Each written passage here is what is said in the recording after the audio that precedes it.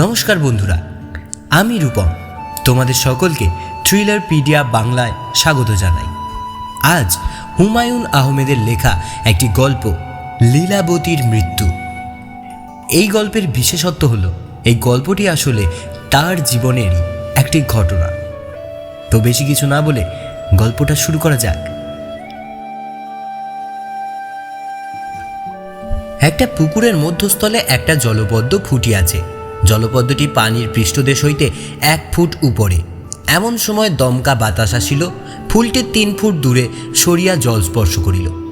পুকুরের গভীরতা নির্ণয় করো, লীলাবতী। এ ধরনের প্রচুর অঙ্ক আমি আমার শৈশবে পাটিগণিতের বইয়ে দেখেছি। অঙ্কের শেষে লীলাবতী নাম লেখা। ব্যাপারটা কি? লীলাবতী মেয়েটিকে, তার সঙ্গে জটিল এইসব অঙ্কের সম্পর্ক কি? যা জানতাম তা হচ্ছে 7ম শতকের বিখ্যাত ভারতীয় গণিতজ্ঞ শঙ্করাচার্যের একজন কন্যার নাম লীলাবতী। মেয়েটির কপালে বৈধব্য যোগ আছে। এই অজুহাতে কন্যা সম্প্রদানের আগে আগে বরপক্ষ মেয়েটির বিয়ে ভেঙে দেয়। লীলাবতী যখন গভীর দুঃখে কাঁদছিল তখন শঙ্করাচার্য বলেছিল, মাগো, তোমার জন্য কিছু করার সামর্থ্য আমার নেই, তবে পৃথিবীর মানুষ যেন বহু যুগ তোমাকে মনে রাখে, আমি সেই ব্যবস্থা করে যাব। তিনি গণিতের একটি বই লেখেন। বইটির নাম দেন কন্যার নামে, লীলাবতী।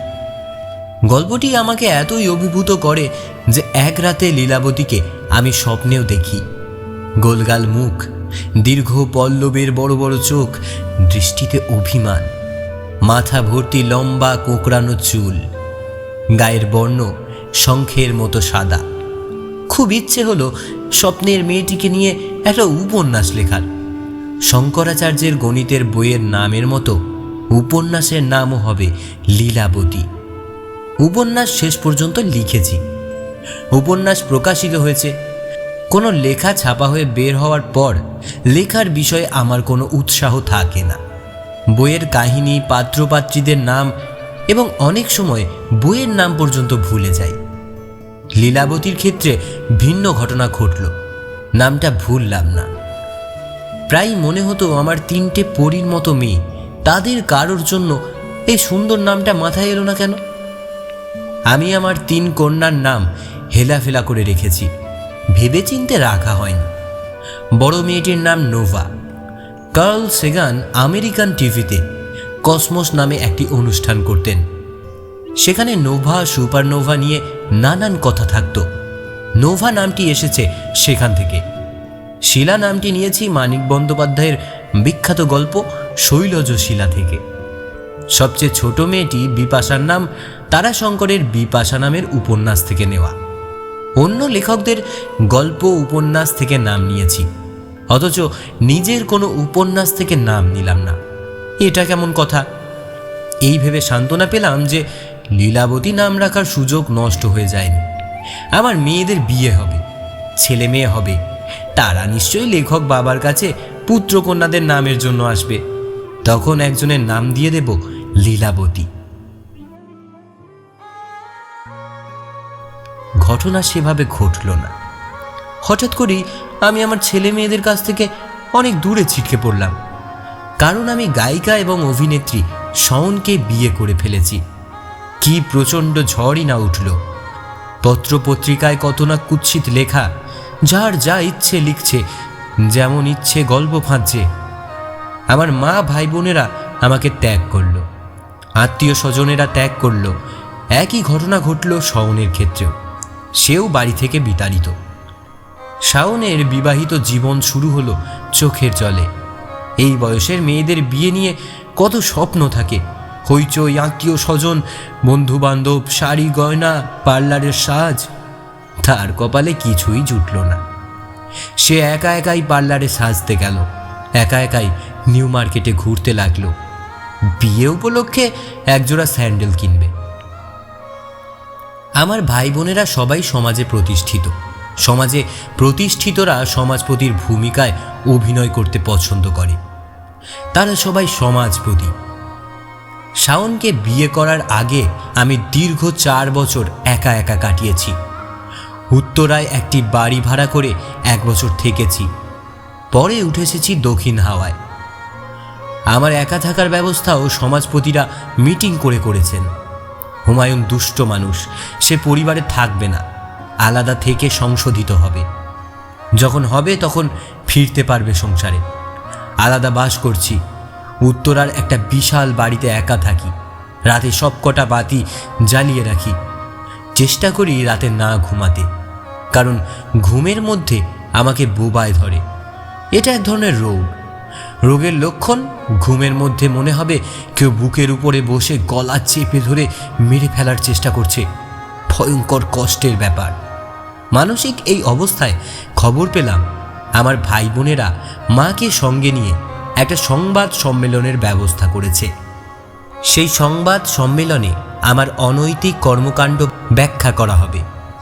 মূল পরিবারের সঙ্গে আমার যে সম্পর্ক নেই তা বলা হবে, এবং সাংবাদিকদের বলা হবে আমার কোনো বিষয় নিয়ে যেন তাদেরকে এবং আমার ছেলে মেয়ে ও তাদের মাকে বিরক্ত বা বিব্রত না করা হয়।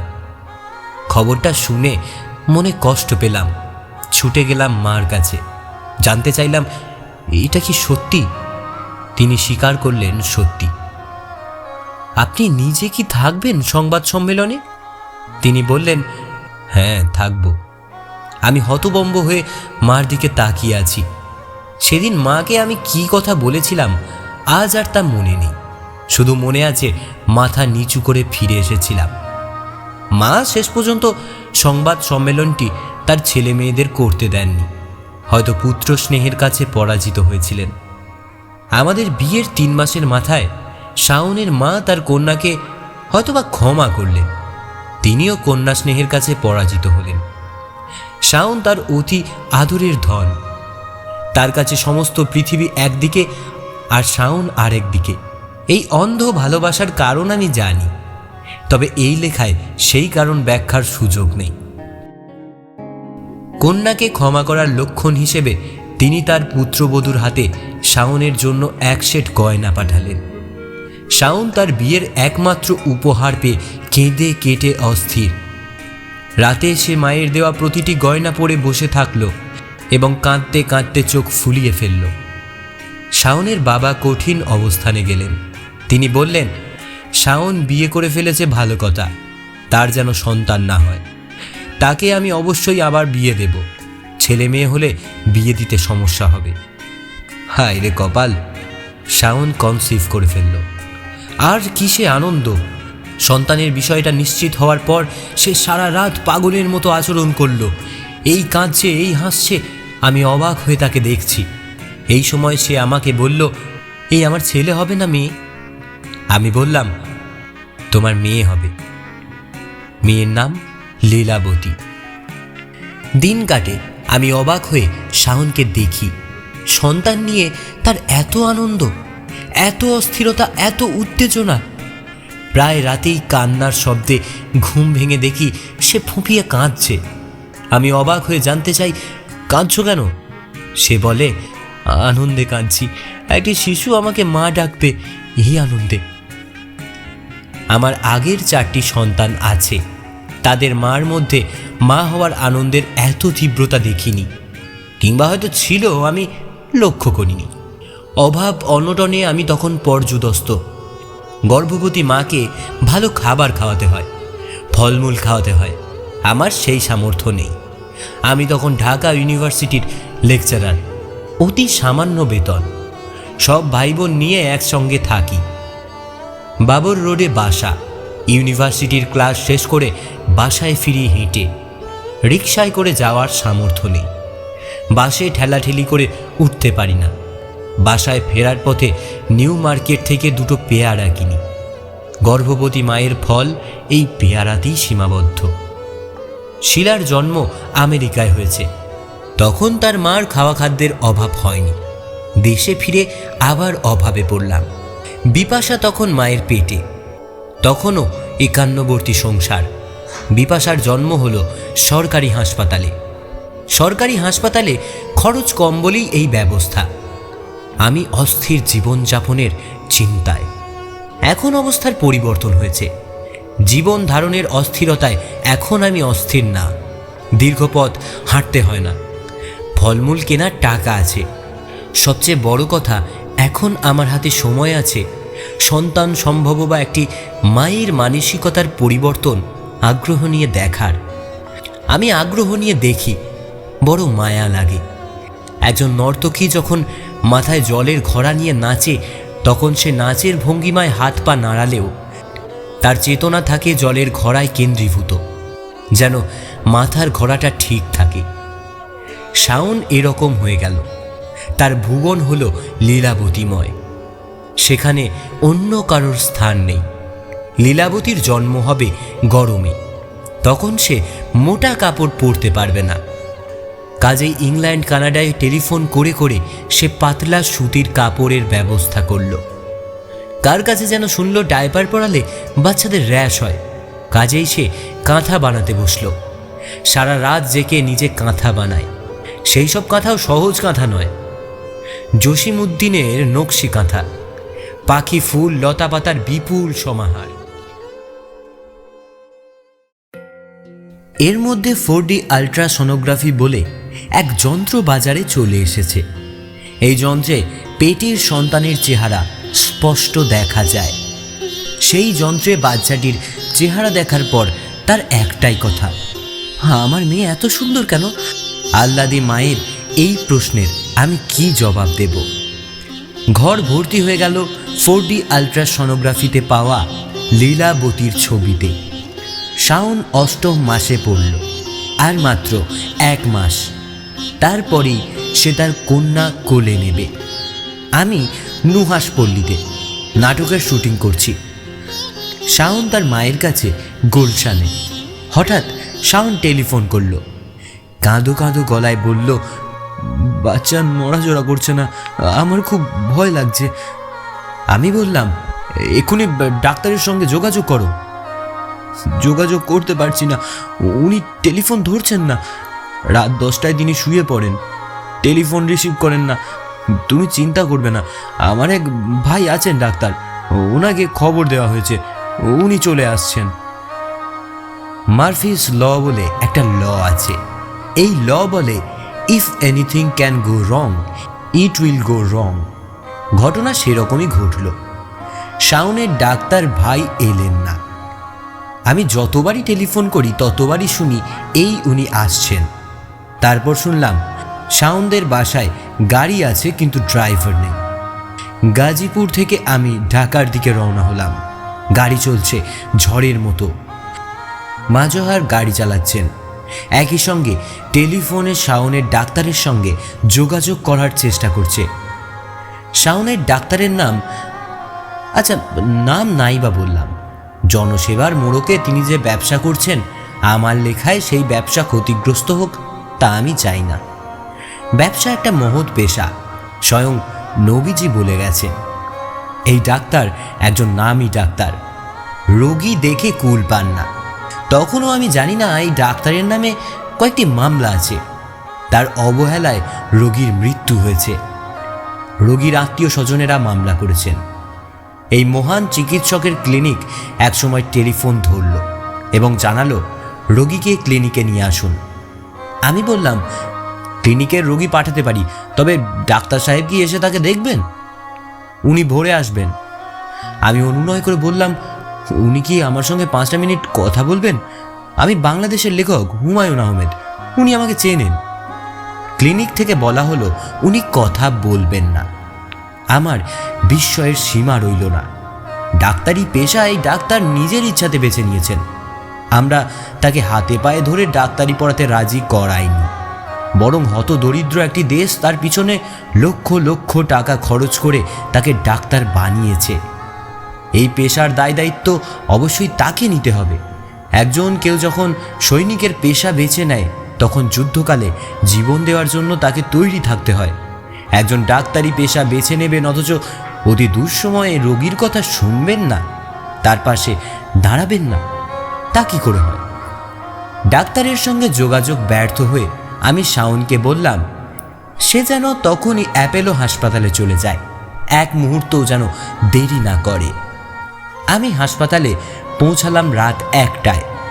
ডাক্তার বললেন, আপনার বাচ্চাটা হাসপাতালে আসার আগেই মারা গেছেন।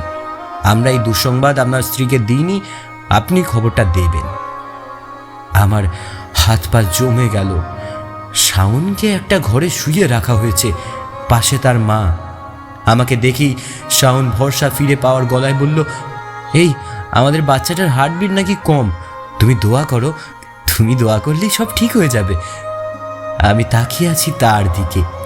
এমন একটা ভয়ঙ্কর খবর তাকে কিভাবে দেব? আমি তার হাত ধরলাম। সে বলল, জীবনের বিনিময়ে জীবন চাওয়া যায়। আমি আমার মায়ের জীবনের বিনিময়ে লীলাবতীর জীবন আল্লাহর কাছে চেয়েছি, আমার নিজের জীবনের বিনিময়ে চাইনি। আমি আমার বাচ্চাকে দেখব না, আর তোমার জীবনের বিনিময়েও চাইতে পারিনি। শাওনের মা কাঁদতে কাঁদতে বললেন, তোমার সন্তানের জীবনের বিনিময়ে আমি যে কোনো সময় আমার জীবন দিতে প্রস্তুত আছি গো মা। এই মেয়েকে আমি কি বলবো, কি বোঝাবো? 2 দিন 2 রাত মৃত বাচ্চা পেটে নিয়ে সে শুয়ে রইল। কি কষ্ট, কি কষ্ট! শারীরিক কষ্টের কাছে মানসিক কষ্ট গৌণ হয়ে দাঁড়ালো। আমাকে জানানো হলো তার জীবন সংশয়। তার কষ্ট আমার পক্ষে দেখা সম্ভব নয়। আমি তাকে ফেলে বাসায় চলে এলাম। আমার অতি দুঃসময়ে মা এসে পাশে দাঁড়ালেন, ছুটে গেলেন হাসপাতালে। এক গভীর রাতে আমাকে জানানো হলো শাওন মৃত সন্তান প্রসব করেছেন। হাসপাতালে তার ঘরে ঢুকলাম, হাসি খুশি ভাব দেখিয়ে বললাম, হ্যালো। সেও ক্লান্ত গলায় বলল, হ্যালো। খুব চেষ্টা করছি কোনো একটা রসিকতা করে তাকে হাসিয়ে দিতে, কিছুই মনে পড়ছে না। শেষ পর্যন্ত হাসপাতাল নিয়ে একটা রসিকতা করলাম। সে হেসে ফেলল। সে হাসছে, একই সঙ্গে তার চোখ দিয়ে পানি পড়ছে। অদ্ভুত দৃশ্য। ঘরের এক কোণায় সবুজ টাওয়ালে মুড়ে কি যেন রাখা। অনেকেই সেখানে যাচ্ছেন, ফিরে আসছেন। শাওনের দৃষ্টি ওই দিকেই। সে হঠাৎ বলল, ওইখানে আমাদের লীলাবতী, যাও দেখে এসো। হাসপাতালের সবুজ টাওয়েলের ভেতর লীলাবতী শুয়ে আছে। মেয়েটি মৃত আমার মনে রইল না। আমি মুগ্ধ চোখে তাকিয়ে রইলাম। কি সুন্দর, পৃথিবীর সব রূপ নিয়ে সে রাঙা রাজকন্যার মতো ঘুমিয়ে আছে। আমার প্রথম পুত্রও হাসপাতালে মারা গিয়েছিল, সেও এসেছিল পৃথিবীর সব রূপ নিয়ে। পরিষ্কার মনে আছে, আমার মা সেই পুত্রকে কোলে নিয়ে হাসপাতালের বারান্দায় এসে দাঁড়ালেন এবং মুগ্ধ কণ্ঠে বললেন, তোমরা সবাই দেখো, আমার কোলে পদ্ম ফুল ফুটেছে। লীলাবতীর কবরের ব্যবস্থা হলো বনানী গোরস্থানে। হঠাৎ মনে হলো বিরাট ভুল হচ্ছে। লীলাবতীর কবর হবে আজিমপুর গোরস্থানে। সেখানে তার বড় ভাই আছে। বোন খেলবে ভাইয়ের হাত ধরে।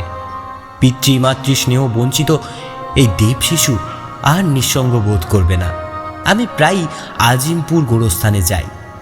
আমি আমার পুত্র কন্যার জন্য দোয়া প্রার্থনা করি না। কেন প্রার্থনা করব? তারা তো কোনো ভুল করবার বা অন্যায় করার কোনো সুযোগই পায়নি। তাদের প্রার্থনার প্রয়োজন নেই। আমি কবরস্থানে ঢুকেই বলি, এই তোমরা কোথায়? তোমাদের মজা হচ্ছে তো? ভাই বোন হাত ধরাধরি করে খুব খেলা হচ্ছে? নিতান্তই ব্যক্তিগত কাহিনী লিখে ফেললাম। লেখকদের কাজই তো ব্যক্তিগত দুঃখবোধ ছড়িয়ে দেওয়া। এই লেখার মাধ্যমে যারা আমার প্রবল দুঃসময়ে পাশে এসে দাঁড়িয়েছিলেন তাদের ধন্যবাদ দিচ্ছি। শাওনের বাবা মাকেও। কন্যার শোকে পাথর হয়ে যাওয়া জনক জননীর করুণ ছবি এখনো চোখে ভাসছে। শাওনের মা হাসপাতালের মেঝেতে গড়াগড়ি দিয়ে কাঁদছে। আহারে আহারে। অ্যাপেলো হাসপাতালের একজন নার্স লীলাবতীর দিকে তাকিয়ে চোখের জল ফেলেছিল। অপরিচিত সেই নার্স মেয়েটিকেও ধন্যবাদ। তার চোখের জলের মূল্য দেওয়ার সাধ্য আমার নেই, থাকলে দিতাম। রবীন্দ্রনাথের কাছে ফিরে যাই। তিনি লিখেছেন, শিশু পুষ্প আঁখি মেলি হেরিলয়ে ধারা, শ্যামল সুন্দর স্নিগ্ধ গীত গন্ধ ভরা, বিশ্বজগতের ডাকি কহিল, হে প্রিয়, আমি যতকাল থাকি তুমিও থেকো। আমাদের লীলাবতী পৃথিবীর সৌন্দর্য এক পলকের জন্য দেখতে পেল না। এই দুঃখ আমি কোথায় রাখি? শেষ হলো আজকের কাহিনী, হুমায়ুন আহমেদের লেখা গল্প লীলাবতীর মৃত্যু। আশা করছি তোমাদের সকলেরই গল্পটি ভালোর থেকে কষ্ট অনুভূতিটা বেশি হয়েছে। যাকে এগুলো তো গল্পের অংশ। যদি গল্প পাঠ ভালো লেগে থাকে এবং এই ধরনের গল্প আরও আপনারা শুনতে চান, তাহলে কি করতে হবে? ভিডিওটাকে লাইক করতে হবে এবং চ্যানেলটিকে সাবস্ক্রাইব করে বেল আইকনটা অল করে দিতে হবে এই ধরনের প্রত্যেকটি ভিডিও সবথেকে প্রথমে নোটিফিকেশন পাওয়ার জন্য। দেখা হচ্ছে পরবর্তী গল্পে। ভালো থাকবেন।